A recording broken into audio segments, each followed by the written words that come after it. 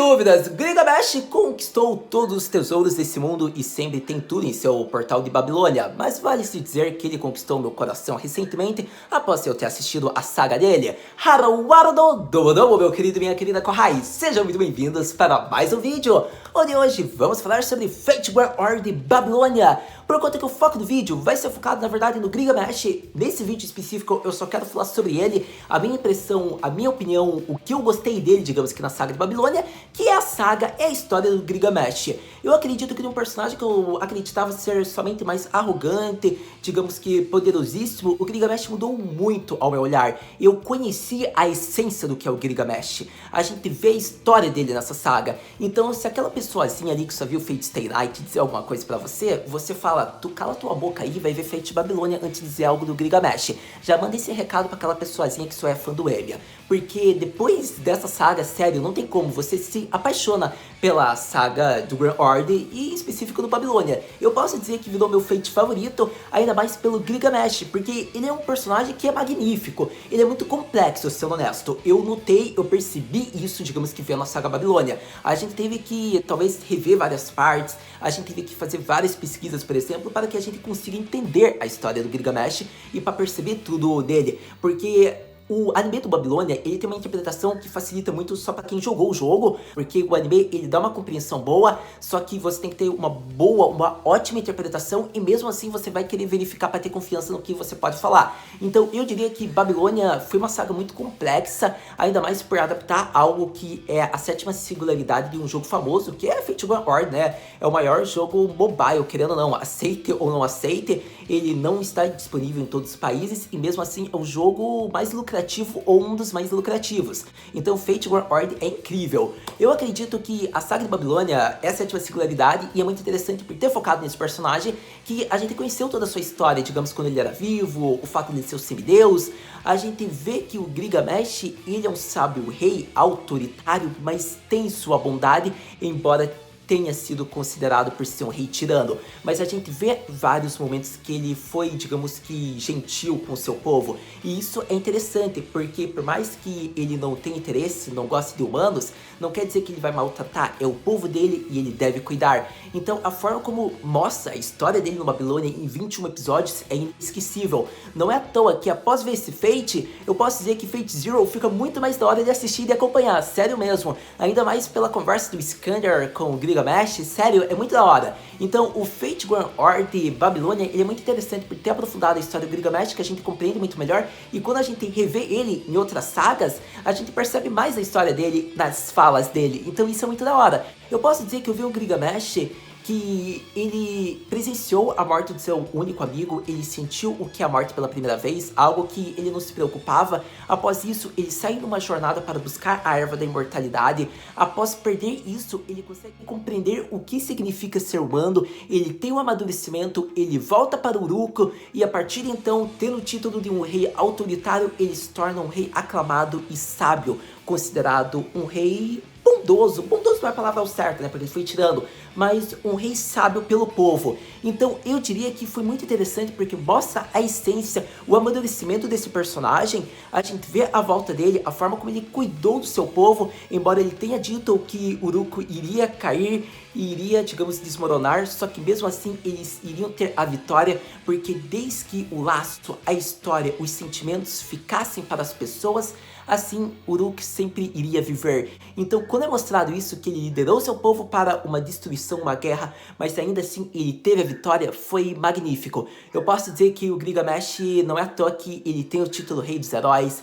ele é o cara, eu considero, na minha visão, ele um ótimo governante vendo feito Babilônia, por mais que ele tenha sido considerado tirano por partes, por mais que ele tenha saído numa busca, né, em volta da erva e deixou sua população numa condição problemática, depois ele retorna como sábio rei, algo bem diferente de antigamente, e ele consegue, digamos que, governar com uma maneira extraordinária. Então o Gilgamesh é um exemplo, você se encanta, digamos que, pela história dele. Eu posso dizer que também o fato dele ter conseguido convocar 7 servos, né, digamos que na saga Babilônia, é interessante porque são 7 servos, e muitas pessoas podem ter dúvidas, caraca, como é que ele manteve tudo isso, Haru, você vai ver ao longo do vídeo. Eu acho que a maneira mais incrível foi ver, digamos que o sacrifício dele, a luta dele na versão caster contra a Tiamato, o sacrifício, o momento que ele protege o nosso Fujimaru, que a gente quis bater no Fujimaru nesse momento, embora eu considere o Fujimaru melhor que o Emiya.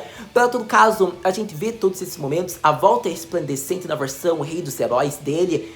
A gente se emociona, é isso que eu posso dizer do Gilgamesh, porque ele conseguiu, digamos que, convocar ele na versão de ouro dele, né? Digamos que na versão superior, da melhor, da mais conhecida. Então, sério, foi sensacional o Subarashi. Eu posso dizer que o Gilgamesh foi o centro, é a preciosidade, é o que nos encanta na saga de Babilônia. E para todo caso, acredito que tendo falado um pouco aqui da minha visão sobre o que eu achei dele nessa saga, acredito que agora a gente vai para alguns pontos em específico que eu quero focar, digamos que nele, na saga de Babilônia, seja o laço com a Chidori, Enkidu, momento com o Fujimaru, digamos que a volta dele como Archan. Então vamos logo falar de vários momentos de Gilgamesh em Babilônia. Começando, finalmente vamos para o melhor momento, né, que é a volta de Gilgamesh como Archan. Só que nesse momento eu ainda não vou falar da cena do episódio 20, o que eu vou falar em específico é uma dúvida que todos têm. Haru, como que ele pode ter voltado como Archan? Essa é a única dúvida que eu tenho, porque se ele se tornou, digamos que o seu próprio servo, como? Ele era o mestre, e daí ele morreu como humano, ou ao menos como meio humano, como ele que ele conseguiu sobreviver. Então para isso, vamos para vários pontos, meus queridos corrais, pelo menos da minha visão. Para todo caso, eu quero que você lembre, Uruk era o tempo dos deuses. Ou seja, eles possuíam mana em abundância, eles não precisavam ter, digamos que, a mana de seu mestre para conseguir se materializar, se manifestar. Eles já conseguiram sobreviver com a mana ao redor deles. Isso é um ponto bem interessante. Não é à toa que foi assim que os outros servos que ele convocou conseguiram sobreviver. Eles agiam como humano, dormiam, comiam, aproveitavam da mana e não puxavam tudo do Gilgamesh. Assim era o motivo porque eles conseguiram sobreviver. É um ponto-chave que eu devo exaltar. E acontece que isso pode ter ocorrido com ele quando ele se transformou na versão de luxo dele. Só que eu quero que vocês lembrem de um ponto bem importante. Ele usou, digamos que os últimos momentos, provavelmente o receptáculo com o próprio corpo, quando ele estava prestes a morrer, para sacrificar para com que ele conseguisse se tornar a sua versão de luxo. E relacionado a isso, a mana de quando ele ainda era humano foi usado como centro para convocar ele na versão Archan. E assim ele conseguia sobreviver porque ele não precisava, digamos que mais da sua relação como mestre, tendo visto que foi mostrado que a era dos deuses, ele pode ainda se manifestar, ele não precisa ter um contrato, ele não desaparece, ele consegue ainda sobreviver, mesmo sem o contrato, né, digamos que a manda com seu mestre, que em teoria é ele próprio, porque ele usou do corpo como se fosse um receptáculo ou algo parecido, assim ele se torna o Archan, né, só que acontece que ele tem a mana em abundância, ele consegue sobreviver. Pelo menos isso é um ponto que eu consegui entender, digamos que pesquisando e vendo bastante, digamos que da parte disso do anime. Mas para todo caso, como foi falado, eu fiz uma impossibilidade acontecer. Seria bem infeliz essa jornada vocês não presenciarem o disfarce do Rei dos Heróis. Então ocorre que o Gilgamesh é um caso específico, ele é a regra, ele faz o que ele quiser, ele constrói. Se ele quiser se transformar em todas as versões em servo, ele faz porque é o Gilgamesh, ele já tem isso no nome dele, é o primeiro Rei dos Heróis. Então, para todo caso, devemos lembrar também que a força de vontade dele, como a nossa querida Da Vinci fala, impossível, ele conseguiu isso só com sua força de vontade, seu desejo. Nessa hora foi loucura, porque tipo, eu pensei, com sua própria força! Tipo, foi incrível esse momento. Para todo caso, Gilgamesh Sasuga Osama. Mas, então, é um ponto aqui que eu queria exaltar. Mas também devemos lembrar que pode ter aquela dúvida que é a minha maior curiosidade. Como que ele se tornou um caster? Ele fez isso após a jornada da imortalidade, provavelmente, só que se ele ainda era humano, não tem como ele ser um servo, não é mesmo? Ou algo parecido. Então, o que possibilitou com que ele se tornasse? Talvez ele fosse um pseudo-servo, um demi-servo, algo parecido com isso, meio servo, meio humano, algo parecido com a Mesh, por exemplo, na versão caster? Pode ser que sim, porque a gente viu que na versão Archan ele realmente era um espírito heróico, era um servo da classe nobre superior. Só que acontece que como caster não era bem assim, ele ainda era humano, era um semideus meio humano. Então pode ser que realmente, se ele era meio humano por possuir a divindade, talvez ele conseguisse se tornar um caster, só que na versão pseudo. E acontece que na versão daí de herói, realmente era um servo, daí ele usou tudo que ele tinha da humanidade. Quando ele estava prestes a morrer, daí ele se tornou realmente um servo, como a gente vê depois. Então, pelo menos esse esse é o ponto e a minha visão. Obviamente que você pode ter um ponto mais, talvez, digamos, específico, sabe mais em torno disso. Como eu digo, os especialistas em Fate podem contribuir com seus comentários, que ajuda, e eu fico bem feliz porque ajuda eu próprio a entender. Porque, por exemplo, a versão Achan, eu consegui compreender porque que ele se tornou, mas a versão Caster é uma dúvida que eu tenho desde o começo, porque, poxa, tá bom, ele voltou para Uruk como o rei sábio, só que daí ele já era Caster, ele já era meio que um mago ou próximo disso, mas como que ele se tornou, não é mesmo? É uma dúvida, ele mesmo já fez isso? Bom, se ele se tornou Archan, provavelmente ele já tinha se tornado Caster. Como eu disse, Gilgamesh pode fazer tudo o que ele quiser, mas quem tiver, digamos, com uma conclusão melhor de como Gilgamesh se tornou da classe Caster, Mago, me diz nos comentários. A classe Archan eu até entendo, mas a Mago eu ainda tenho umas curiosidades. Mas eu acho que esse ponto, algo parecido com o que tornou a Mesh serva. Pelo menos é o que eu acho. Mas, para todo caso, como ele diz, eu faço a impossibilidade existir e se tornar possível, porque eu sou Gilgamesh. É tipo isso. Para todo caso, acredito que tendo falado desse ponto, agora vamos para outros pontos interessantes, porque como a gente já mostrou a magnitude, a exuberância dele como um ótimo servo, vamos falar da forma como ele foi um sábio rei para Uruk. Acredito que agora vamos falar do sábio rei Gilgamesh. Por conta que isso é muito interessante, porque a gente vai falar um pouco da figura do Enkidu a partir de agora, que foi o único amigo do Gilgamesh. Isso é interessante porque a gente vê que o Gilgamesh fala: você se tornará a partir de agora não uma ferramenta, mas você também é um não humano. Você é digno de minha amizade. E foi legal isso porque o Enkidu, até o final, digamos que da vida dele, ele sempre se considerou apenas uma ferramenta do rei. Porque realmente a gente vê que o Gilgamesh mostra diversas vezes as correntes de Enkidu, que é o item mais confiável, até mais que a EA, que é, digamos que, a espada favorita que o Gilgamesh usa, para você ver a intensidade, o laço dele com Enkidu, que realmente era uma amizade pura, era o único amigo do Gilgamesh, e depois disso ninguém mais se tornou. Ou são súditos, servos, ou algo parecido, mas amigo, companheiro, realmente a gente vê que esse laço, ele tem, digamos que, somente forte com Enkidu. Obviamente, ele tem laço com a Mesh, com o Fujimaru, com a nossa querida Ereshkigal, volta e meia com outros personagens, Meren, só que acontece que não é uma amizade, não é um laço de companheiro, por exemplo, como é com o Enkidu, e isso fica exaltado em Fate. É interessante exaltar isso, porque você pesquisando, você sabendo da história dele, você percebe mais disso, além das outras franquias que o Gilgamesh não cansa de falar que ele só precisa de um companheiro e ele se refere ao Enkidu. Isso foi mostrado em outras franquias de Fate. Acontece que a gente vê que após perder o seu amigo, né, e ter presenciado a morte pela primeira vez, algo que ele nunca se preocupou, ele parte numa jornada pela busca da imortalidade, a erva da imortalidade. E ocorre que assim, ele busca, ele encontra essa erva, ele passa anos da sua vida que ele nem poderia mais existir, mas ele consegue achar isso. E ele perde isso no piscar de olhos quando ele começa a rir, porque era a única coisa que ele poderia fazer. Não era fúria, ódio, tristeza, mas ele compreende, digamos que, o que significa ser humano nesse momento. Então, quando ele perde isso, ele apenas sorri e volta para Uruk. Obviamente, ele voltaria, né, digamos que tudo glorioso com a erva, mas como ele perdeu, isso marca o amadurecimento do Gilgamesh, porque isso foi muito importante para que ele se tornasse um sábio rei, e quando ele volta para Uruk após esse acontecimento, ele se torna maduro, ele tem consciência do que é a humanidade, e vemos que a partir de então ele vira um ótimo governante, com o título de autoritário, mas ele se torna sábio. Ocorre que ele teve Shiduri a seu lado como uma ótima súdita, uma sacerdotisa, ela era a primeira no comando. Foi interessante ver isso, porque Uruk estava decadente, e com a volta dele, ele decide, digamos que, ter um cuidado com o seu povo. Foi interessante mostrar isso. Ele percebe também alguns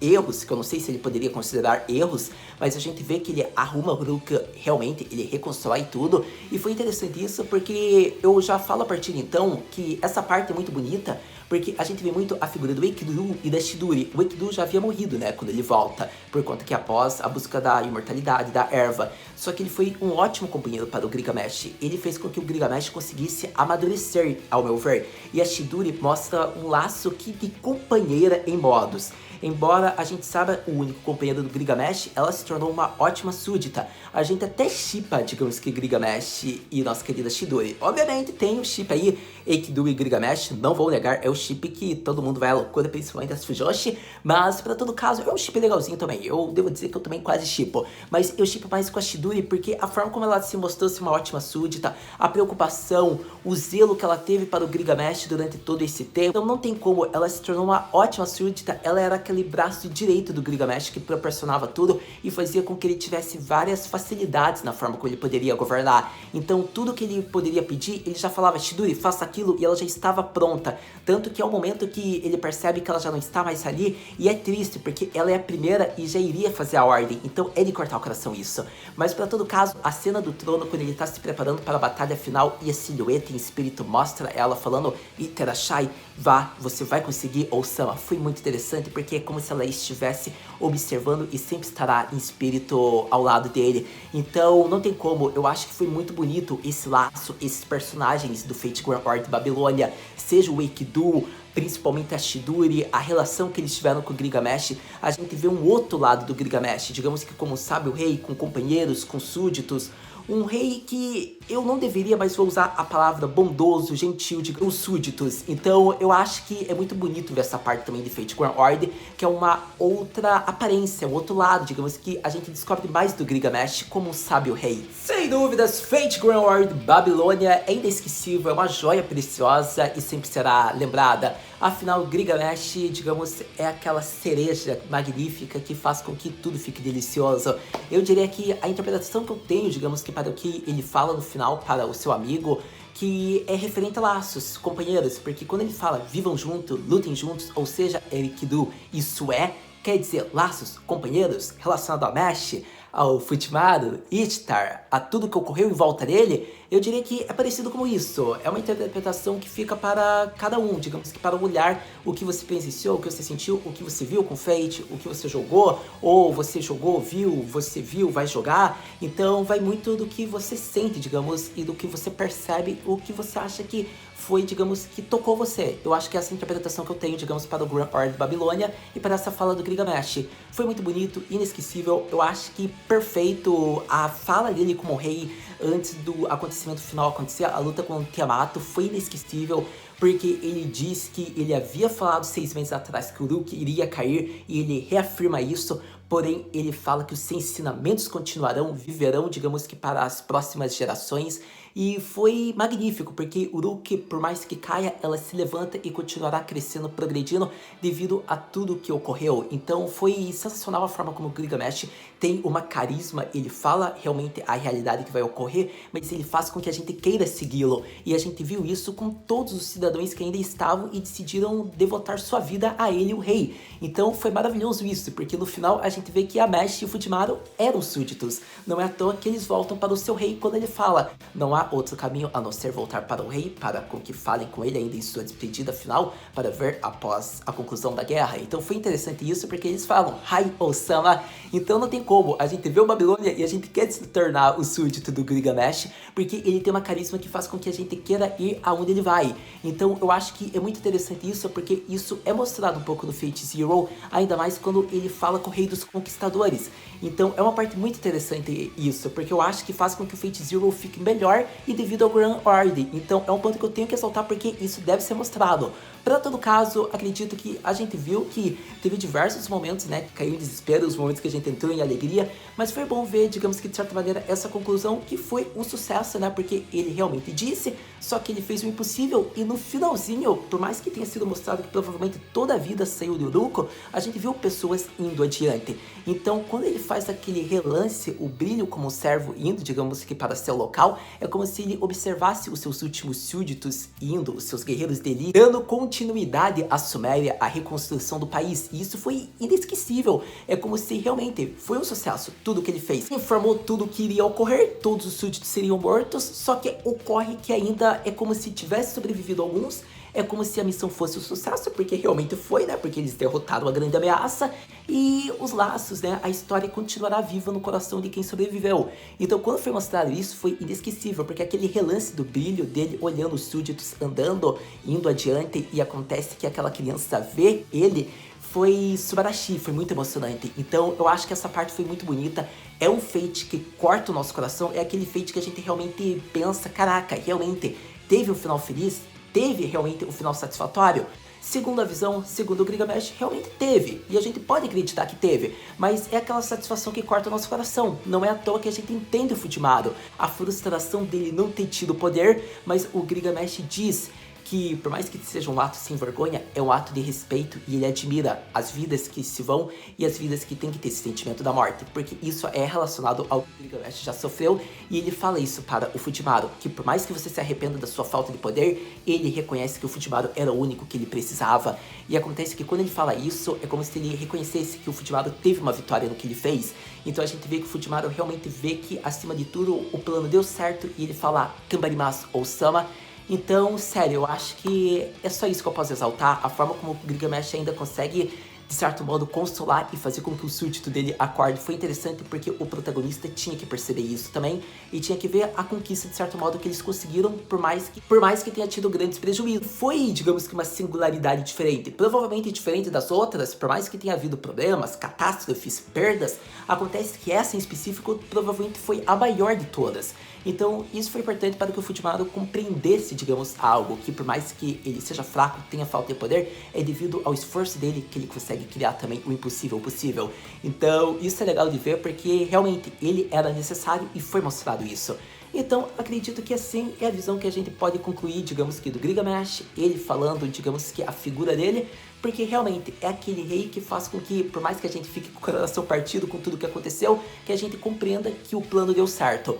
Mas, para todo caso, praticamente no vídeo era isso que eu queria falar do Gilgamesh. Acredito que tendo acompanhado um pouco dele do Babilônia, relembrando que só foi uma parte do Gilgamesh, foi, digamos que os pontos principais aqui que eu quis apresentar do Gilgamesh, que eu senti acompanhando o Fate de Babilônia, pesquisando, digamos que sobre a figura dele, digamos que no universo de Fate. Então acredito que eu apresentei um pouco do meu sentimento e o que eu mais gostei dele ao ver essa saga. Posso considerá-lo meu personagem favorito porque ele conseguiu conquistar meu coração, ele se mostrou um governante em massas, ele foi um sábio rei e é o melhor servo, então, pelo menos a classe é Chan. Então eu posso dizer que realmente eu me apaixonei por esse personagem e assim praticamente apresento aqui o ponto-chave que eu queria falar sobre a figura de Gilgamesh como rei. Acredito que agora vamos falar do resplendor de um rei, vamos falar de algumas cenas marcantes também. Mas começando com a volta dele na classe Achan, porque a gente viu que a desgraça estava ocorrendo, Tiamat ia conseguir ir para a superfície, então quando o Gilgamesh surge, eu acho que foi muito interessante porque realmente foi aquele momento que o desespero começa a baixar, porque Fate War Horde foi uma meia disso,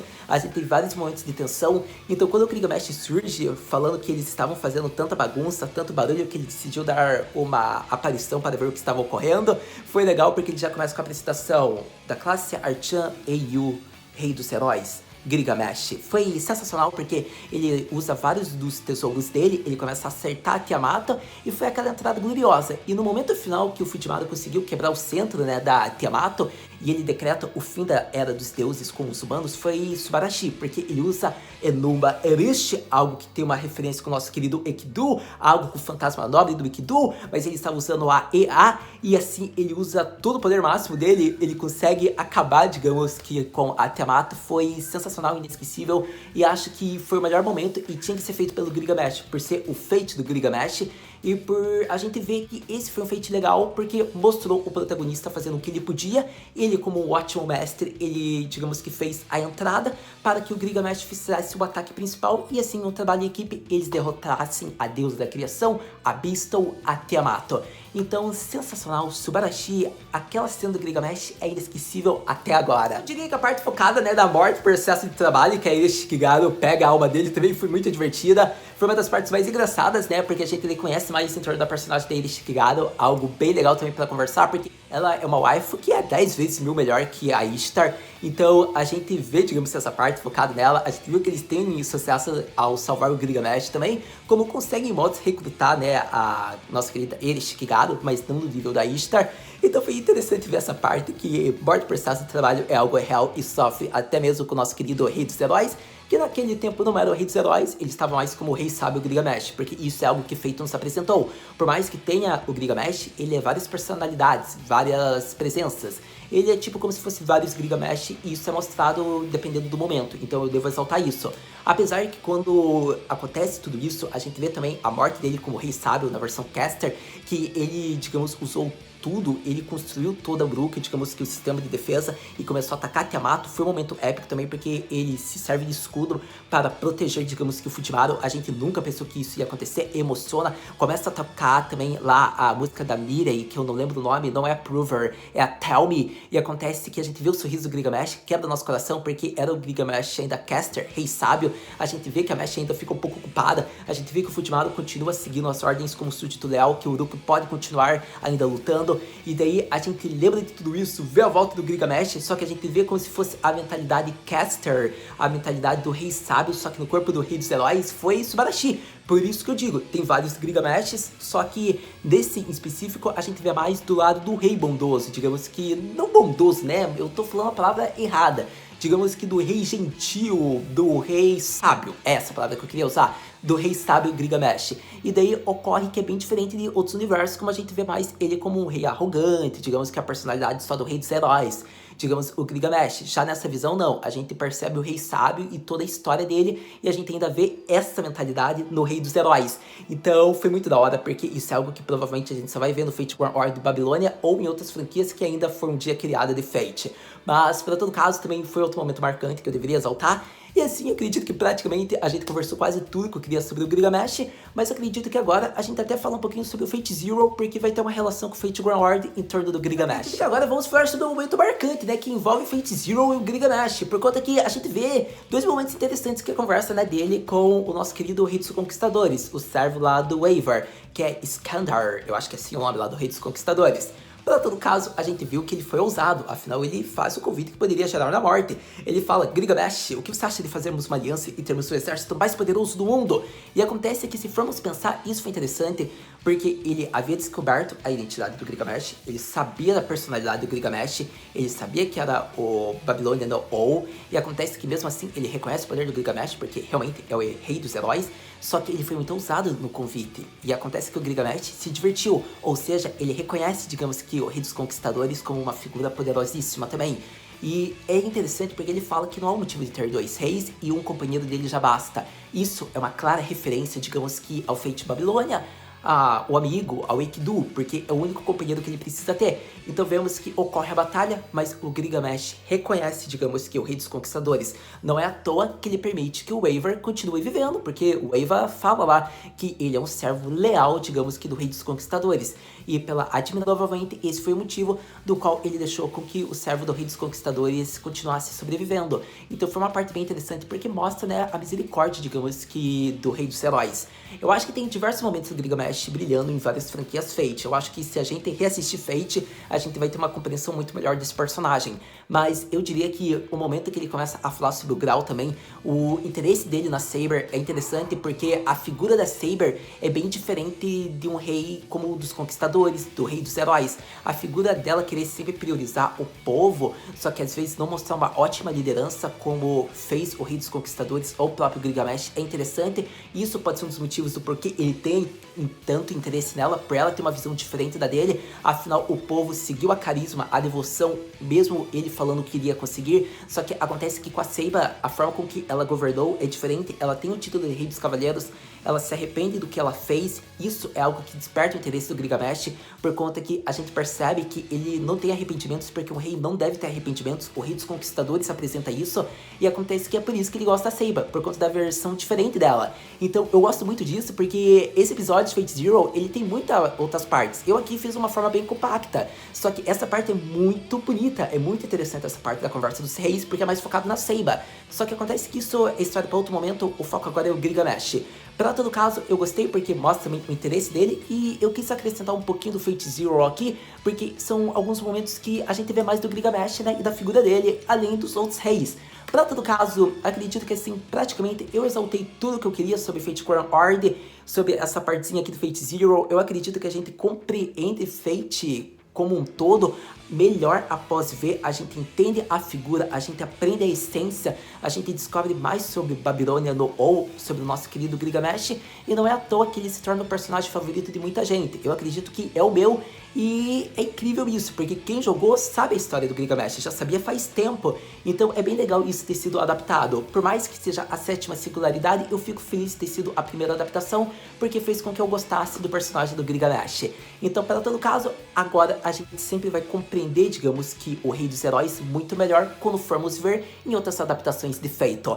Mas, para todo caso, praticamente era isso que eu queria falar sobre o Gilgamesh. Digamos que a figura dele no Zero, na franquia Fate, no Grand Order de Babilônia, eu estou muito ansioso, digamos que para próximos Fates, até mesmo para a volta dele em outros momentos, em outras obras. Será que Fate Grand Order ainda pode dar uma louca e apresentar ele em diversos outros momentos? A gente sabe que foi para a singularidade final, mas nunca se sabe, né, o que Fate Grand Order pode ainda proporcionar. Pode ser ainda que tenha outras franquias Fate, outras séries a serem criadas, a gente veja mais do Gilgamesh. Então, sério, promete. Mas, para todo caso, muito obrigado por ter visto esse vídeo até agora. Tendo novas informações, novos feitos, mais em torno do Gilgamesh, obviamente a gente vai conversar. Então, a gente se vê no próximo vídeo em torno do Gilgamesh, no próximo vídeo de Fate Grand Order, no próximo vídeo de Fate Batalha.